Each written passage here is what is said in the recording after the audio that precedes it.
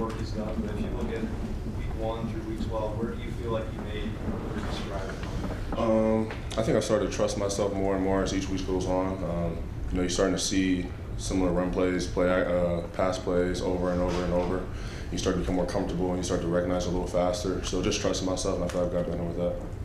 Cameron T. Robinson, The Athletic. Sonny, when you play a team like Tennessee who runs so much tempo, but they want to run the ball, how difficult is that? Because a lot of times you've got teams that want to pass it all over the place, but they want to run the ball as much or more than they throw. I think the biggest thing, obviously you got to get lined up fast, and you got to be sharp on what you're doing. If you have to line up and think about what you're doing, and you're a second too late, they snap the ball, you don't know exactly what gap you're in. Now you're out of the wrong gap and turn into a 20-yard run. So that's what they want, and then they move fast to get those kind of explosive plays where someone's not in the right spot, whether it's in the passing game or the running game. Bill Rabinowitz, Columbus Dispatch. If it comes down to you guys having to win these 4 games, mostly on defense, how confident are you that you're up to challenge?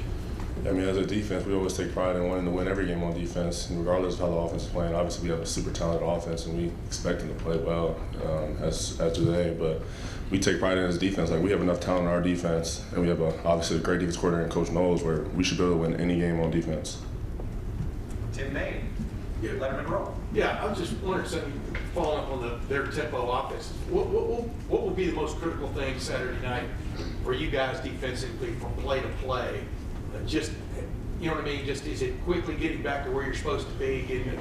Explain to people what you'll be going through out here. I think as soon as the play ends, you got to be able to sprint to wherever you're going, get the signal, everyone communicate, communication sharp. You got to know exactly what you're doing. Once the communication's out there, you got to be able to line up and just see what's in front of you. Yeah. It can't be a whole bunch of looking around like, oh, what are we playing? What are we playing? What are we playing? Like, it's got to be, hey, we're playing this, boom, line up. Now I know what I'm doing. It can't be too much extra communication. You got to be able to be sharp with it. Do you feel like it will make you guys a little more basic in your approach? I mean, from a defense standpoint, to make it not too complicated? Go ahead. I don't know if I'll say basic. I think Coach Noah is going to set us up for success. I'm not going to sit here and say we're going to line up and run the same play every time.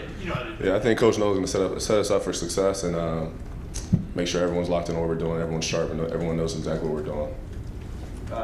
Deep middle, Tony Girdman, Buckeye Huddle. Sonny, with the wide receiver splits that Tennessee does, how does that impact you stopping the run? Obviously sometimes it kind of stretches the linebackers outside the box. You get a linebacker apex between the end man and the receiver, so you're coming in from like a wider angle to make the play. It's a little different than what you see with most teams. You apex a lot, but not to that extent.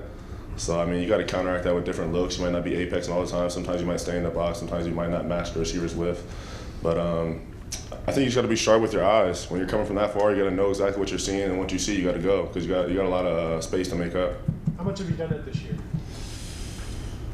I got to work on it quite a bit. I mean, like Tennessee's unique with how far it is, so you're not usually apex as far as that. But I mean, obviously we were able to replicate that in practice these past 2 weeks, week and a half, whatever that may be. So I mean, we're trying to get the best that we can in practice with it. Right next door, Tom Moore, Buckeye Huddle. Nico Imaliava seems like he does a really good job extending plays, and sometimes that's run, and sometimes that's just buying time to throw. What kind of a challenge does that present for you, having to be real disciplined in your rush, not letting him get out, but also if you're in coverage, you might have to cover for a lot longer than you normally would? Yeah, I mean, it takes all 11, so it starts with the rush lanes, like you said, everyone being in the rush lanes where they're supposed to be, and then if he does happen to get out, because he's a great athlete, and obviously you're going to have a chance to make some great plays, you got to be able to hang in there. Whoever you're on, stay on them, be disciplined in your coverage. But I mean, it sucks for a defense when you feel like you got everyone covered and he just gets out the pocket, runs for 20 yards. Like that's like, dang, it sucks for a defense. That's difficult to work with. So we're obviously going to have to plan for that and be able to counteract that. Any other questions for Sonny? Dan Holt, 11 Warriors. Yes, Sonny, you obviously have a decision to make after the season is over. Have you thought about that at all going into the last home game of the year? No, not at all. I was just worried about winning this game. Rob Aller, Columbus Dispatch. How do you get the taste of the Michigan loss out of your mouth? I know as a team you guys talk about it, but how do you personally do that? I mean, obviously it sucks. It's the game, so it's one of the most important games of the year. So it sucks losing that game. But I mean, you got to turn on the film, watch it, see what you did well, see what you did wrong. You try and fix that. And I mean, now we're blessed with the opportunity to go try and compete for a national championship. So now you got to move on and go win this game. And when the defense plays so well, the offense struggles a little bit. How do you handle that from a frustration level? I mean, I think the defense, we're frustrated that we should have played well enough to win the game. I mean, people talked about us, we played, defense played good enough to win any other game. If the offense plays, I think the defense, we were talented enough, we should have won the game with our play. And I don't think there should be any kind of pointing fingers at the offense, because there's a time and point where we didn't play so well. And, people talked about us losing games. And we turned around and ended up being one of the best defenses in the country. So I got full confidence our offense played well, but I think the defense is more frustrated at ourselves. We feel like we should be able to win any game, like I said before. Matt Murphy, 24/7 Sports. Excuse me. Coach Knowles was just talking to us about kind of the creative ways in practice they've simulated tempo. What's that been like from a player perspective, and how do you feel like it's worked out for you guys? I mean, it's been well. I think it's they definitely try to give us the best look they can, but obviously you can't really replicate the exact look that they give, because they're obviously really good at it. I mean, you turn on the film, it's like the ball's gonna snap and this play clock's only down like 5 seconds. So it's kind of hard to replicate that, but I think it's more of a mental thing. You gotta imagine in your mind of how fast I'm gonna have to get lined up and know exactly what I'm doing in the game.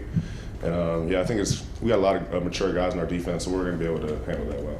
And final question, Spencer Holbrook, Letterman Row. You've been asked about the run game a little bit, but Dylan Samson in particular, what does he do differently than the other?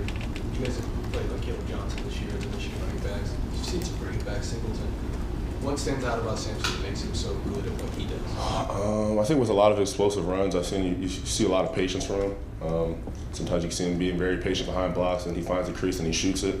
Obviously he has some pretty good breakaway speed, but I think the biggest thing is patience. You don't always see that with every running back, but he's very patient and he waits for the right time to hit the right crease.